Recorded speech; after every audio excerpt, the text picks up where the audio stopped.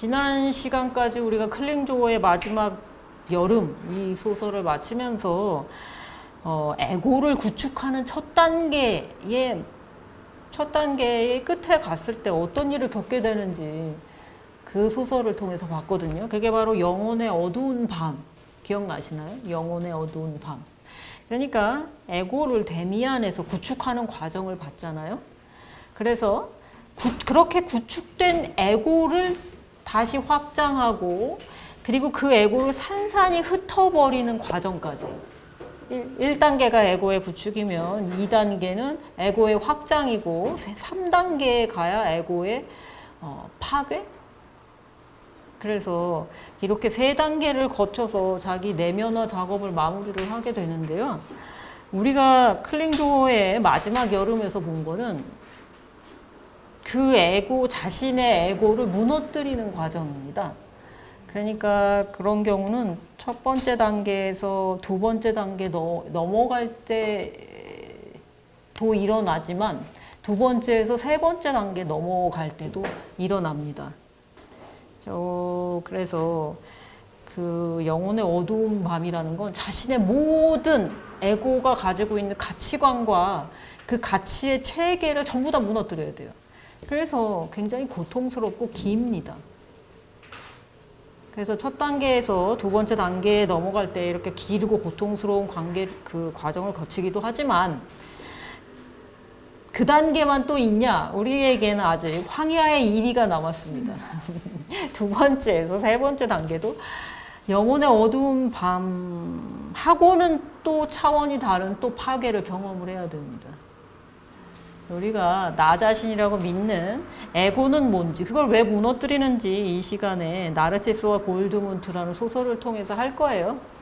자, 지금까지 했던 걸 살짝 복습을 했으니까 복습 삼아서 또 그림자 얘기를 좀 할까 합니다. 왜냐면 오늘 우리가 해야 되는 이 나르치스와 골드문트를 빛과 그림자로 해석하시는 분들도 있어요. 자, 그래서 57페이지 그 텍스트에 밑에 보시면 한 인간의 두 가지 면이라고 나와 있죠. 자, 먼저 이 질문을 드리고 시작하는 게 나을 것 같아요. 한 인간의 두 가지 면이 있으면 나르치스와 골드문트는 한 인간의 두 가지 면으로 볼 수 있을까요? 우리가 한 인간의 두 가지 면이 그렇게 완벽하게 갈라질 수 있을지, 여러분들도 그렇게 두 가지로 나르치스와 골드문트처럼 그런 면을 양쪽 다 갖고 계신가요? 아마 잘 모르시는 분도 많을 거예요. 왜냐면 우리가 해야 되는 이 두 주인공은 그림자를 넘어서야 만날 수 있는 자신의 모습입니다. 이게 혹 설사 한 사람의 두 가지 면이라고 하더라도 우리가 우리 내면에 나랑은 다른 어떤 존재가 있다는 걸 알려면 그림자를 넘어서는 방법밖에 없어요. 자, 요 그림 자주 보실 건데, 자, 그림자가 뭔가요? 에고라고 부르는, 심리학자들이 에고라고 하는 자아의 밑에 그림자가 포진하고 있습니다. 그것을 넘어서야 진정한 자기 자신과 만나게 돼요. 자, 이제 그림자에 대한 설명을 제가 2강 때인가 했었죠. 복습을 해볼게요. 첫 번째 그림자와 두 번째 그림자가 있다고 말씀을 드렸는데, 첫 번째는 사회적인 억압에 의해서 생기는 그림자, 그죠? 사악한 자기 자신, 음란막이라고 요즘 불리는 그런 것도 있고, 혹은 폭력적인 자기 자신.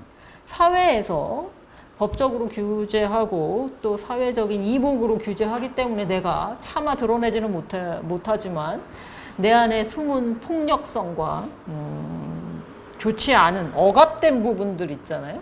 그죠? 그게 1차적 그림자라고 하면 2차적 그림자는 뭐냐? 자신의 드러난 성격에 숨어있는 열등 기능을 얘기합니다. 근데 첫 번째 억압적인 게 먼저 튀어나오겠죠. 열등한 애는 소심해서 숨어있을 거고. 우리가 우리 내면을 들여다볼 때 뭐가 제일 먼저 튀어나올 것 같아요? 억압된 그림자가 먼저 튀어나옵니다. 제가 스트레스 받으면 무협 소설 봅니다. 막 두들겨 패고 피가 사방으로 튀는 그런 무협 소설 봅니다. 폭력적인 본성을 좀 해소하기 위해서. 근데 2차적인 자신의 숨은 면이라는 것은 그런 억압된 그림자랑 어느 정도 사이가 좋아지거나 해결이 됐을 때, 완전 동화는 어렵지만 어느 정도 얘가 날뛸 정도가 아닐 때 이제 열등, 숨어있는 열등의 그림자를 찾아야 돼요. 얘는 잘 나오지 않습니다. 그죠? 그래가지고 억지로 찾아내서 끌어내야 돼요. 자, 그래서 나르치스와 골드문트가 이런 한 사람의 두 가지 면이라고 하는데, 요즘 MBTI 많이 하시니까 MBTI 많이 하시는데 별로 정확하진 않아도 자신의 타입이 있으면 그것과 완전히 반대되는 타입이 있잖아요. 그게 바로 자기의 열등적인 그림자라고 생각하시면 됩니다. 저는 INTJ인데요. 그거랑 완전히 뒤집어서 반대. 그걸로 생각하시면 저의 그림자가 그런 열등한 부분이 어떤 부분인지 알 수 있을 겁니다. 제가 그럼 내향적이면 저의 열등한 부분은 뭘까요? 외향적인 것이 당연히 저의 열등한 그림자가 되겠죠. 저는 방 밖에 나오는 거 싫어해요. 근데 여러분들 앞에서 이렇게 얼굴 뻔뻔히 세우고 강의하잖아요. 그러면 지금 저는 누구의 도움을 받는 걸까요? 저의 그림자의 도움으로 여러분들 앞에서 강의하는 거잖아요. 그죠? 여러분도 여러분의 열등 기능을 찾으셔야 됩니다. 사회적인 활동을 위해서가 아니라 자기 자신과 만나기 위해서.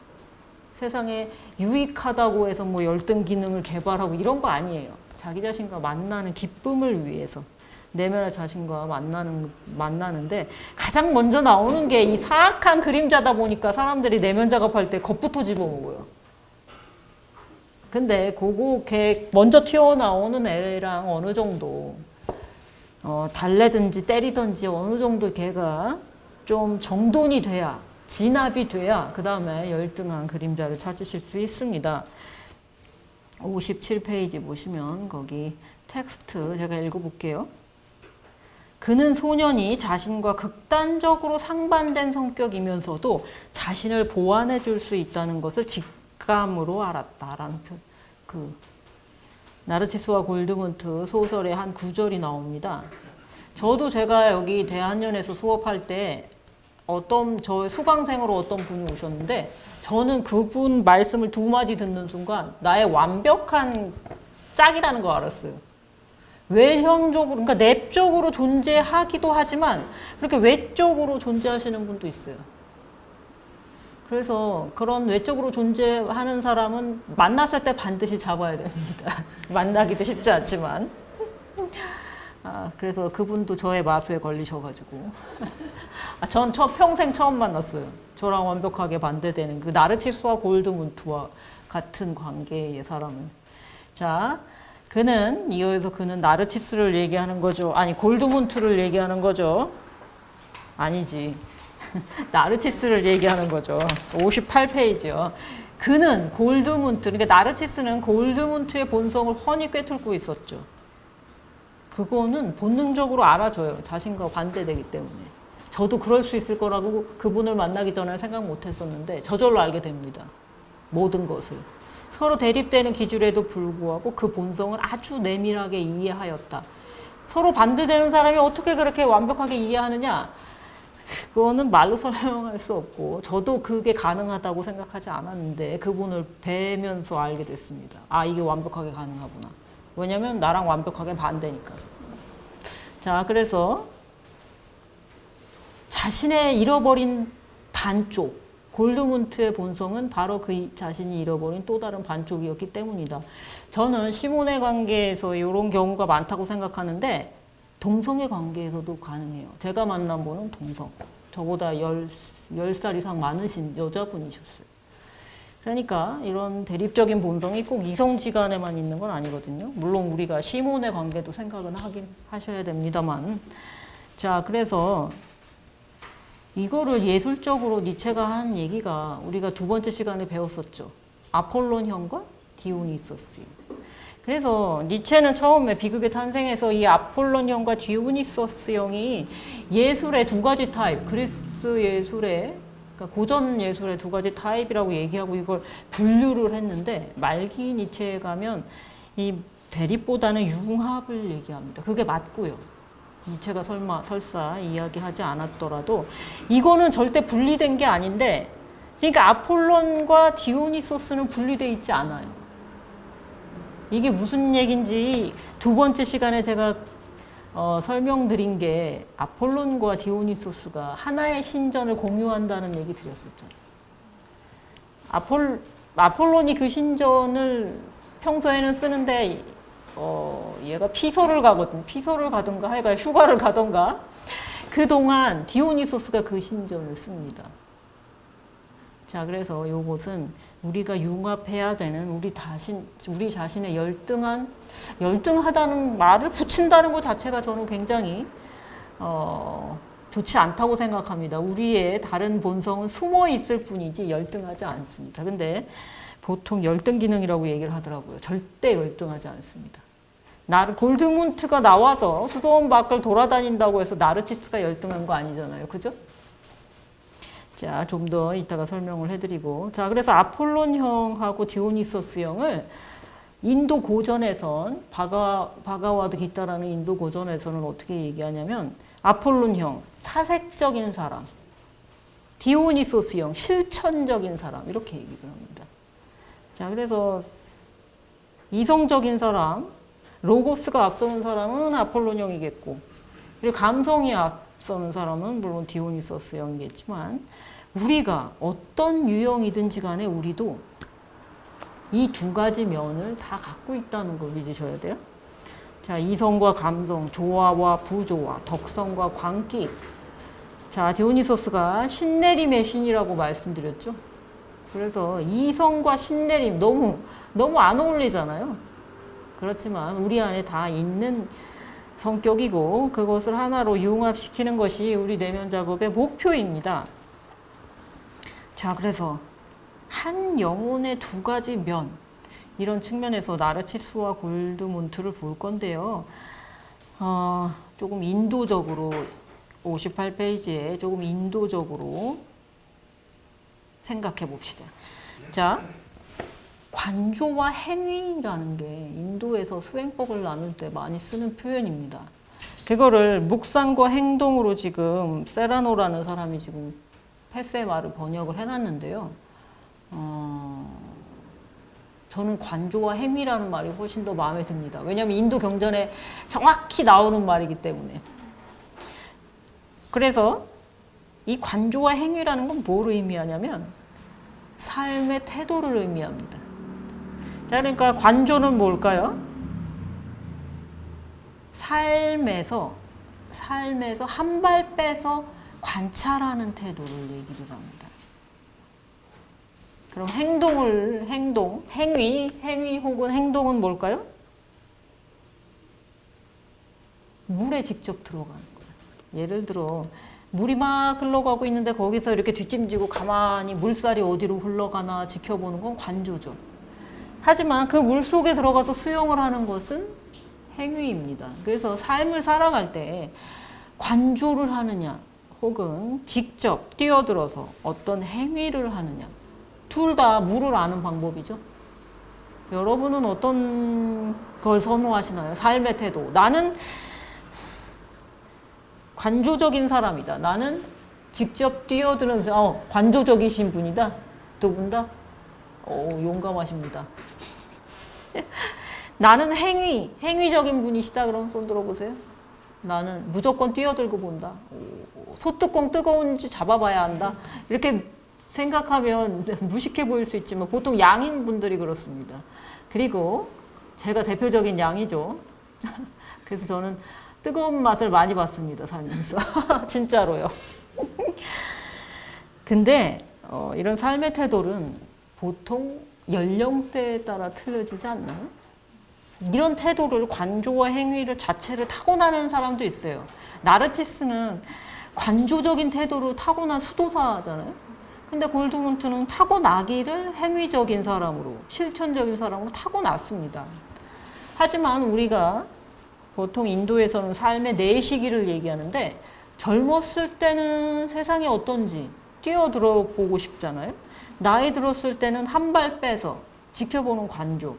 그래서 보통의 사람들은 연령대에 따라 취하는 태도가 관조냐 행위냐 달라지는 경우가 많지만 그렇지 않은 분들도 많아요. 초지일관 관조하시는 분도 있고 초지일관 실천적이신 분도 있습니다. 그게 어느 쪽이 좋다 나쁘다가 아니에요. 제가 말씀드리고자 하는 것은 여러분이 만약에 관조적이신 분이시면 실천적인 자신의 내면에 또 다른 면도 있다는 걸 기억하시라는 거예요. 그러니까 어느 한쪽의 태도를 견지하면 안 된다는 겁니다. 필요할 때 행동이 튀어나와야 되고 필요할 때 관조가 튀어나와야 되는 겁니다. 관조는 인도에서는 지혜를 의미합니다. 그럼 관조가 좋은 것이냐? 그렇지 않습니다. 행위가 반드시 지혜의 바탕이 되어야 하는 것이지만 어느 쪽도 열등한 게 아닙니다. 관조와 행위 모두 다. 이게 지혜와 행위 이렇게 얘기를 합니다. 인도 경전에서는. 그것은 햇세가 굉장히 현명한 사람이에요. 이 둘은 언젠가 통합되어야 합니다라고 얘기하죠. 나르치스와 골드문트는 영혼에 서로 상반된 두 가지 성격이래요. 그것은 묵상과 행동, 다시 말해서 관조와 행위고 이 둘은 언젠가 통합되어야 한다고. 그러니까 관조와 행위를 자신의 성격으로 필요할 때마다 꺼내 쓸 수 있는 사람이 되어야 한다는 겁니다. 자신의 성격에 내가 이런 사람이라고 이렇게 영원히 변하지 않아요. 여러분은 여러분들의 내면에 숨어진 부분을, 숨겨진 성격을 발견하시려고 노력하셔야 됩니다. 자, 그래서 인도에서는 보통 관조 그러면 지혜의 요가라고, 지혜의 가르침이라고 할게요. 요가가 가르침이니까. 지혜의 가르침은 뭐냐? 출가자의 가르침을 얘기하기도 합니다. 꼭 그렇지는 않습니다. 보통 스님들이 세상에서 물러나서 산사에서 관조하시잖아요. 그죠? 근데 꼭 출가자라고 해서 그런 건 아닙니다. 자, 행위. 세상 살아가면서 세상 사회적으로 주어진 의무를 다하는 걸 행위의 가르침이라고 하는데 나르치스와 골드문트 같은 경우는 골드문트는 사회적인 의무를 지나요. 사회적인 의무를 정말 싫어하는 사람이죠.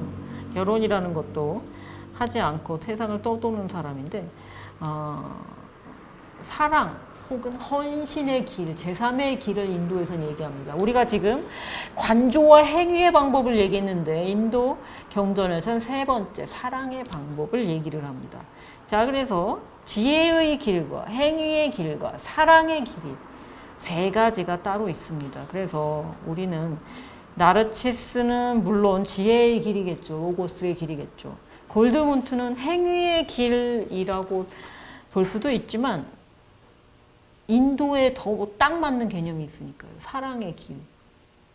사랑의 길이라는 에로스의 방법이 따로 있습니다.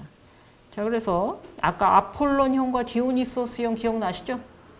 마찬가지로 나르치스는 아폴론형입니다. 이성, 정신, 또 아버지와 신앙의 세계를 얘기를 하죠. 골드문트는 사랑과 자연, 어머니의 세계. 그러니까 나르치스가 신앙의 세계를 상징한다면 골드문트는 실제의 삶을 상징한다고 볼 수 있습니다. 근데 햇세의 말에 못 박혀 있죠. 이 둘은 언젠가 통합되어야 한다. 불교 경전에 지혜와 자비가 함께 가야 된다는 얘기를 해요. 자비를 다른 얘기를 하면 사랑. 지혜와 사랑은 같이 가야 되는 겁니다. 자, 그래서 여러분이 지적인 분이시면 사랑을 기르려고 노력하셔야 되고요. 사랑이 넘치시는 분이면 지적인 면을 키우려고 노력을 하셔야 됩니다. 그것이 조금 이따 하겠지만 에고가 셀프에 도달하는 방법입니다. 자, 에고하고 셀프에 대해서 용어 기억나시나요? 이 그림 다시 보세요. 우리가 그림자를 넘어섰을 때 그 다음에 보이는 게 심혼이라고 부르는 아니면 아니무스가 있고 그 밑에 자기라는 게 있죠. 이게 셀프라고 말씀드렸죠. 대문자로 셀프라고 말씀드렸는데 이 자기의 이미지야말로 신성, 참나, 진화 뭐 이렇게 얘기하는 그런 개념이라고 말씀드렸을 겁니다. 자, 이제 용어 정리 되셨죠? 자아는 보통 에고라는 표현을 쓰고 자기라는 그거는 셀프라는 표현을 심리학자들이 씁니다. 그래서 에고와 셀프라는 용어 기억을 해주시고요. 우리는 지금 다시 57페이지로 돌아오셔가지고 더블이라는 개념을 공부를 할 겁니다. 더블. 근데 이 더블이라는 개념을 이해를 하시려면 경험적으로 그림자를 어느 정도 처리를 하셔야 이 더블이라는 개념이 의미가 있어요. 내면 작업을 처음 하시는 분은 그림자를 보기도 어려운데 이 더블이라는 개념을 보시기가 쉽지 않습니다. 그냥 표면적으로, 피상적으로만 이해하시게 돼요. 근데 피상적으로 이해하셔도 상관없습니다. 언젠가는 아실 테니까 미리 알아두고 내가 그림자를 거쳤을 때 어떤 것을 보게 되는지 미리 기억해 두시면 좋잖아요. 그죠? 자, 그리스 신화로 다시 돌아가서 57페이지에 쌍둥이 원형이라는 게 있어요. 쌍둥이 원형. 꼭 둘이 붙어 다녀요. 자, 그래서 그리스 로마 신화에는 디오스크로이라고 해서 디오스크로이가 제우스의 아들들이라는 뜻입니다. 자, 얘네들이 제우스의 아들 둘 다 제우스의 아들이 아니고요. 이 디오스크로이라는 말이 신의 아들들이라는 뜻인데 카스토르와 폴리데우케스라는 형제입니다. 근데 둘 다 제우스의 아들일까요? 둘 중에 하나만 제우스의 아들이었다고 합니다. 하나는 인간, 하나는 불멸, 신의 아들이었기 때문에 불멸의 존재. 자, 그러면 하나는 불멸의 존재, 하나는 필멸의 존재였던 거예요. 이런 형제가 이런 애들이 어떻게 형제로 태어났을까요? 이게 유명한 그림인데, 제우스가 옆에 백조 있죠? 껴안고 있는. 아리따운 여인이 껴안고 있는 저 백조 있죠? 음흉한 눈동자를 보세요. 제우스입니다. 자, 그래서 스파르타의 왕 틴다레오스의 왕비 레다와 관계를 맺기 위해서 제우스가 백조로 변했어요. 자, 그래서 두 사람 사이에서 알이 두 개가 태어납니다. 백조가 세잖아요. 그러니까 이 왕비가 알을 두 개 낳았는데 문제는 제우스와 동침한 다음에 남편과도 동침했다는 거예요. 자, 그래서 그리스에서 쌍둥이라고 하면 불륜의 상징입니다. 왜냐면 이 그리스 사람들은 어떻게 생각했냐면 아버지가 다를 경우 애가 쌍둥이로 태어난다고 그렇게 생각을 했대요. 지금으로 생각하면 진짜 어이없는 일이지만, 자, 그래서 쌍둥이가 그러니까 불륜을 본의 아니게 음흉한 제우스에 걸려들어가지고 본의 아니게 신의 아들과 인간의 아들, 자기 남편은 인간이니까요. 스파르타의 왕 틴다레오스는 인간이었으니까. 자, 신과 인간의 아들을 하나씩 알로 낳게 된 겁니다. 자, 그래서 4명의 아이들이 태어나요. 그 유명한 헬레네, 그리스 최고의 미녀라는 헬레네. 그래서 나중에 이 헬레네라는 미녀 때문에 그 트로이아 전쟁이 일어나잖아요. 그죠? 이 최고의 미녀를 트로이아로 데려가 버렸기 때문에 그 왕비를 되찾기 위해서 그리스군이 트로이아로 쳐들어갔다고 하죠. 그거 사실은 새빨간 거짓말일 수 있는데. 자, 어쨌든. 자, 그럼 알 속의 애들 보세요. 제우스의 아들과 딸이 폴리데우케스와 헬레네입니다. 헬레네는 제우스의 딸이에요. 아름다운 최고 그리스의 미녀라는 헬레네는 제우스의 딸이었던 겁니다. 자, 그러면 틴다레우스라는 스파르타의 왕, 그 왕의 아이들로 태어난 건 카스토르와 클리타임네스트라. 자, 클리타임네스트라 어디서 들어본 이름 같으실 거예요. 클리타임네스트라는 트로이아 전쟁을 마치고 돌아온 아가멤논, 그리스군 총사령관이죠. 그 아가멤논을 죽인 아내. 그래가지고 뭐 악처로 유명한 아내입니다. 자, 그래서 자기의 정부와 함께 자기 정부와 공모해가지고 남편 아가멤논을 죽였다고. 참 악처로 악명 높은 사람이죠. 자, 사정은 있었지만 그 사정을 누가 알아줍니까? 자, 그래서 두 알에서 각각 신의 아들딸과 인간의 아들딸이 태어났어요. 자, 우리가 얘기하고자 하는 것은 인간의 아들인 카스토르와 신의 아들인 폴리데우케스의 운명이 틀렸다는 거예요. 둘이 사이가 좋아가지고 여러 군데 뭐 이렇게 항상 같이 다녔어요. 근데 인간의 아들인 카스토르는 필멸의 존재였기 때문에 12 중이요, 전쟁 중은 아니었고 12 중에 다쳐서 죽습니다. 그러면 불사신인 폴리데우케스가 얼마나 슬퍼했을까요? 자기 형제가 죽었으니까. 자, 그래서 자기 아버지가 제우스니까 얘기를 해요. 간청해서 나도 같이 죽여달라고. 그래야 같이 있을 수 있으니까. 불사신이니까 죽을 수 없으니까 아버지한테 부탁을 한 거죠. 자, 그래서 제우스가 어떻게 아들의 청을 들어주냐면 천계와 명계에서, 하늘나라와 명계에서 형제가 하루씩 번갈아 가면서 살 수 있게끔. 자, 이 신화는 굉장히 의미심장한 이야기입니다. 자, 그러면 형제가 한 자리에서 모습을 드러내는 일이 있었을까요? 없었을까요? 천계와 명계에서 번갈아 가면서 하루씩 살도록 했다는데. 자, 형제가 한 번의 모습을 드러낼 수 있었을까요? 절대 드러낼 수 없죠. 이게 뭘 의미하나요? 신화적으로? 한 사람의 두 가지 인격을 얘기하는 거죠. 더블이라는 것은 이렇게 간단하게 얘기하면 안 되는 건데, 또 다른 영혼, 또 다른 나 자신이라고 생각하지. 일단 설명을 드릴게요. 그런 다음에 숨은 의미는 다시 설명을 드리겠습니다. 자, 영혼과 에고라고 간단하게 얘기를 할 수 있는데요. 일단 에고의 개념에 대해서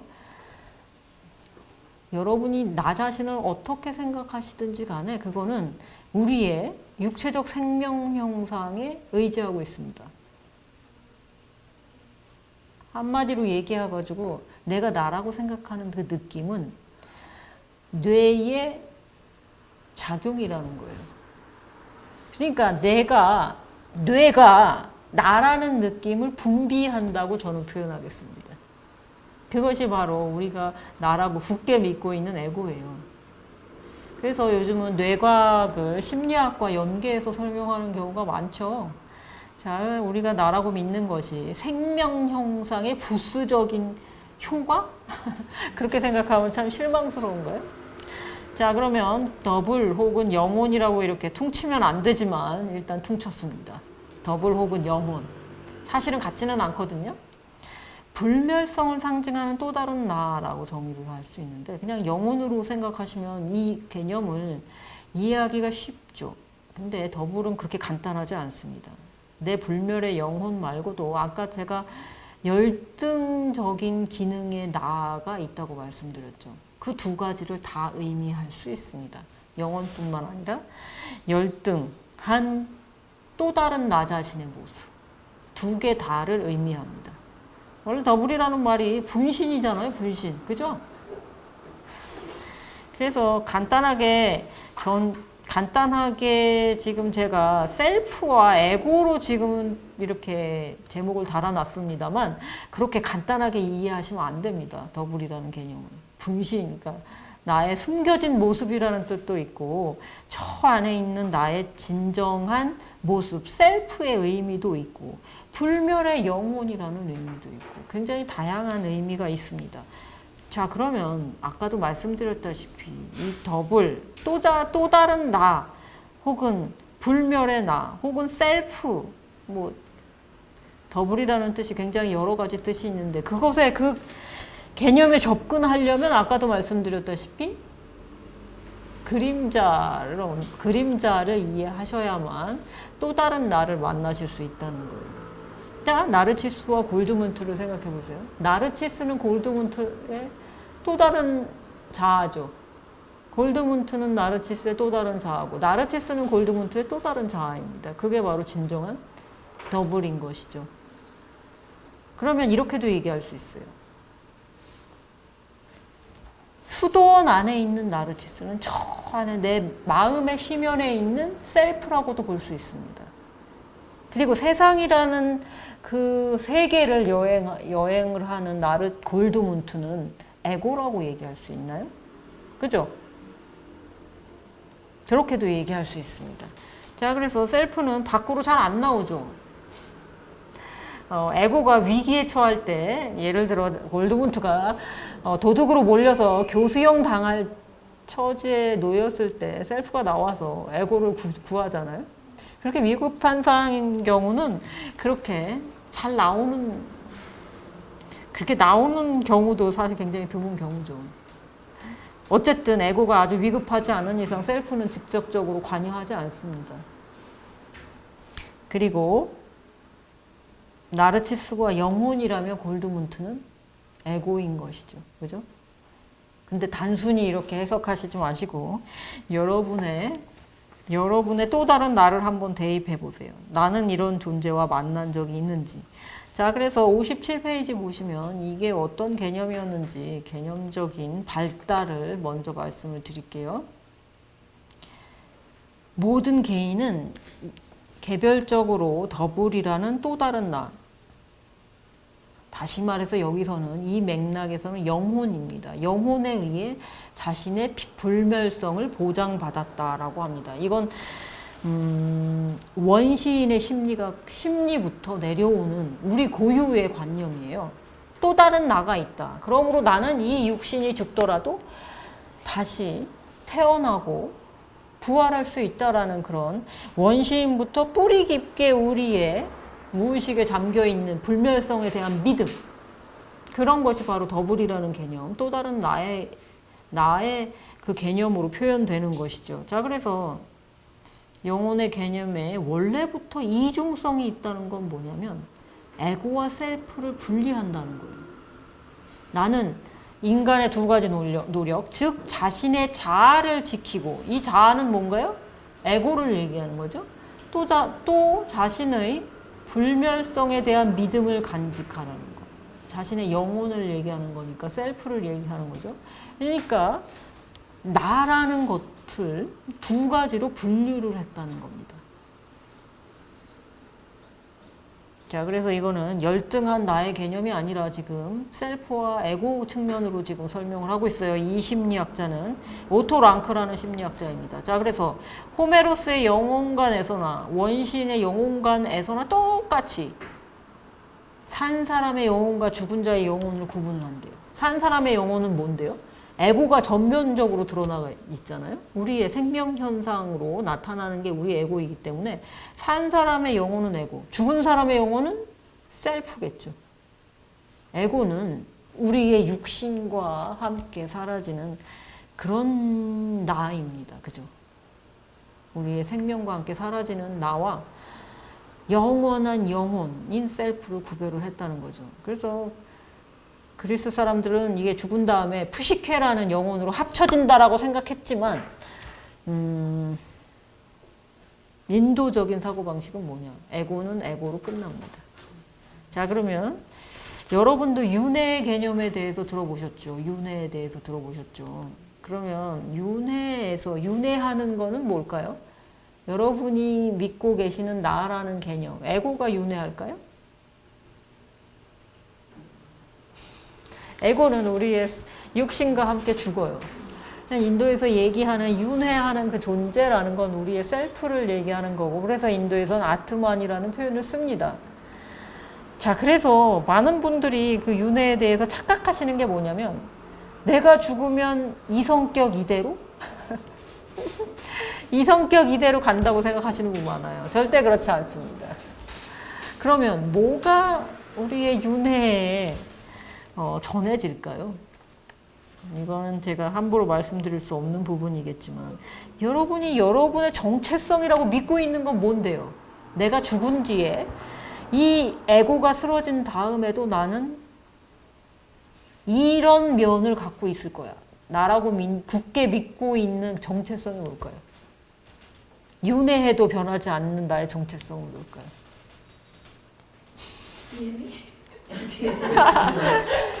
DNA는 절대 아닙니다. DNA 절대 아니고요. 육신과 함께 DNA는 붕괴하기 때문에 요즘은 후생 유전학이 생겨가지고요. 그것도 정답이 아니라고 할 수가 없네요. 왜냐면 후생 유전학은 또 얘기가 좀 길어지는데 하여간 윤회 얘기는 너무 가는 것 같으니까 자, 여러분 다시 질문 드릴게요. 여러분 나라고 믿고 있는 것, 내가 치매에 걸려가지고 모든 것을 잃었어도 나라는 정체성을 갖고 있을 수 있을까요? 저는 있다고 생각합니다. 왜냐하면 치매를 앓으시는 분들에 대해서 제가 말씀을 들어본 적이 있는데 분노형과 그러니까 치매에 걸리셨을 때 막 화가 많아지시는 분이 있고 한 분은 조용해지시는 분이 있대요. 그러면 그 사람의 모든 기억과 그 정체성의 토대가 되는 기억을 잃고도 유지되는 그 성격. 여러분은 그게 뭐라고 생각하시나요? 일단 우리가 황야에 이를 때까지는 질문으로 그냥 남겨두겠습니다. 좀 생각을 좀 해보셔야 됩니다. 자, 그래서 57페이지 계속 보시면 원래 이 불멸의 영혼이라는 것은 내가 죽더라도 내 영혼은 영생할 거야 라는 믿음 때문에 뭐랄까 위안이 됐겠죠. 개인에게 죽음을 면할 그러니까 개인에게 불멸의 존속을 약속하는 그런 존재였던 거예요. 수호천사라고 여기 되는데. 근데 오늘날에는 그게 어떻게 됐나요? 오늘날에는 나라는 개념이, 에고라는 개념이 굉장히 비대해졌어요. 지금 이 순간 이것을 느끼는 나. 그러니까 에고의 개념이 비대해지다 보니까 근데 우리에게 영혼이 있다라는 게 반대의 의미를 갖게 됐어요. 다시 말해서 나는 내 정체성을 에고로 잡고 있는데 이 에고는 육체와 함께 없어지고 영혼만 남는다고 하니까 내가 진짜 나는 죽는 걸로 생각하게 된 거예요. 이걸 이해하시겠어요? 그러니까 영혼이 아니라 에고가 더 현대인들에게는 중요하게 됩니다. 이걸 우리가 어디서 확인하실 수 있냐면 나르치스가 아니고 골드문트의 말에서 우리가 알 수 있습니다. 60페이지 보세요. 60페이지 첫 단락 보시면 이제 골드문트가 아그네스라는 총독의 애첩과 사랑을 나누다가 붙잡혔는데 도둑 행세를 하죠. 자, 그래서 도둑이 이제 교수형에 처하게 됐어요. 그래서 이제 해가 뜨면 교수형에 처해지게 되는데 그 교수형에 처해지기 전에 60페이지 첫 단락은 그걸 얘기하는 겁니다. 이제 해가 뜨면 나는 교수형에 처해질 텐데 내 삶은 어떻게 되는 것인가를 고민하면서 60페이지에 영원한 삶이 있든 없든 그것이 그의 관심사는 아니었다. 이게 뭔가요? 우리의 영혼이 영원하든 말든 골드문트가 신경 쓰나요? 그가 바라는 것은 오직 이 불확실하고도 덧없는 삶뿐이었다. 숨을 쉬고 살아있음을 피부로 느끼고 오직 살아있기만을 바랄 뿐이다. 자, 이 말을 통해서 우리는 영원한 영혼, 셀프보다는 에고의 무게중심을 두는 현대인의 에고관념을 이해할 수 있어요. 지금 이 소설은 중세를 다루고 있는 소설이기는 하지만 분명히 현대인의 관점을, 왜냐면 헤세가 썼으니까요, 현대. 현대인의 관점을 얘기를 하고 있습니다. 영원한 삶이 있든 없든 지금 이 순간 이 자리에서 내가 느낄 수 있는 살아있음, 이것이 바로 우리가 현대에서 나라고 생각하는 개념이라는 거예요. 여러분도 그렇게 생각하시나요? 아니, 내가 있는지 없는지 알게 뭐예요. 그죠? 솔직히 말해서 지금 이 순간 이 자리에서 살아있음을 느끼는 것이 훨씬 더 중요합니다. 자, 그래서 셀프보다는 에고, 지금 이 순간 살아있는 그 느낌을 충분히 맛보는 거. 그래서 더 쾌락주의적으로 흐르는지는 모르겠습니다만 이것이 지금 이 순간 이 자리에 머무는 것이 내면 작업을 하는데 기본입니다. 사실은. 왜냐? 우리는 셀프의 문제가 아니라 에고의 문제를 해결해 나가야 되거든요. 자, 그래서 지금 우리가 나르치스와 골드문트라는 소설을 하고 있잖아요. 우리는 나르치스 얘기를 따라가나요? 셀프의 얘기를 따라가나요?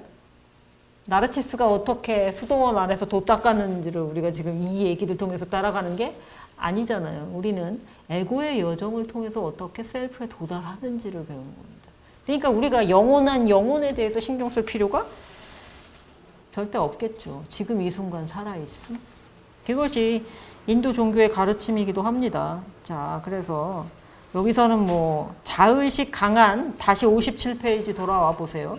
자의식 강한 개인들의 내면에서는 죽음의 조짐으로 전락하고 말았다라고 영혼을 그렇게 얘기는 하지만 우리는 영혼도 중요하다는 걸 물론 인정을 해야 되겠죠. 근데 영혼이란 말을 하면, 얘기를 하면 뭔가 좀 안 잡히는 그런 경험이, 그런 확 안 잡히죠. 영혼이라고 하면. 영혼이라는 말 자체가 그렇죠. 그러니까 영혼이라고 생각하지 마시고 진정한 나 혹은 또 다른 나라고 생각해 보세요. 나는 살아가면서 삶의 여정을 통해서 진정한 나에 도달할 거야. 혹은 또 다른 나와 하나가 될 거야 라는 생각을 하셔야 됩니다. 영혼 이런 얘기하면 너무 추상적이 돼요. 여러분은 여러분의 겉모습과 다른 진정한 자아가 있다라고 생각해 보신 적이 있나요? 그게 궁금하기는 하네요.